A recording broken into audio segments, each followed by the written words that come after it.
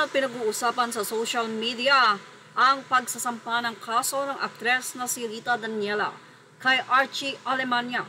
Parehong kapuso stars ang dalawa at sa katunayan magkasama sila sa nasabi nga pong serye na Widow's War.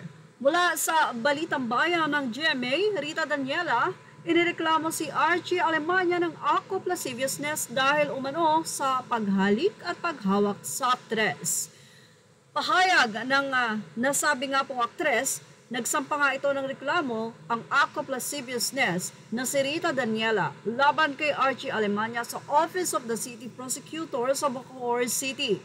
Sa kanyang naging complaint affidavit, inakusahan ng aktres na si Daniela ang aktor na si Archie Alemania na hinalikan siya ng aktor nang wala nitong pahintulot, hinawakan pa at sinabihan daw ng mga hindi magagandang salita.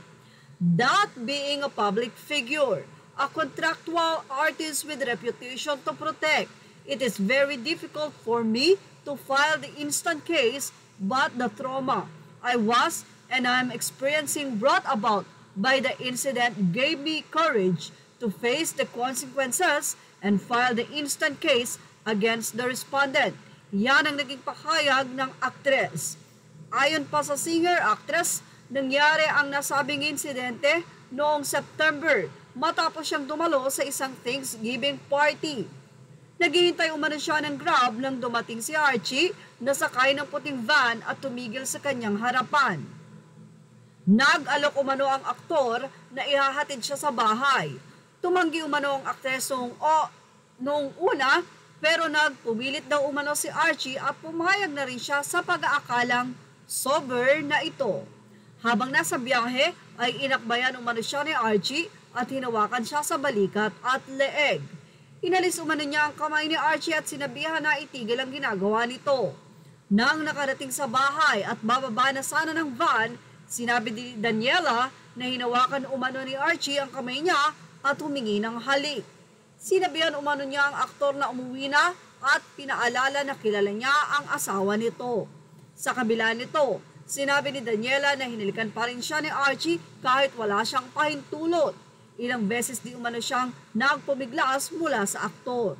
Nagawa din umano ni Archie na yakapin siya at hawakan mula sa likod nang hatakin nito ang kanyang bag.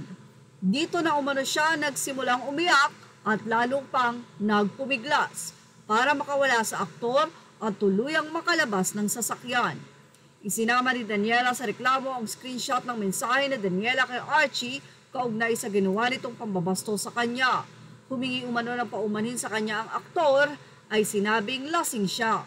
Sinubukan pa nga ng GMA News Online na makuha ang panig ni Archie kaugnay sa naging reklamo ni Daniela.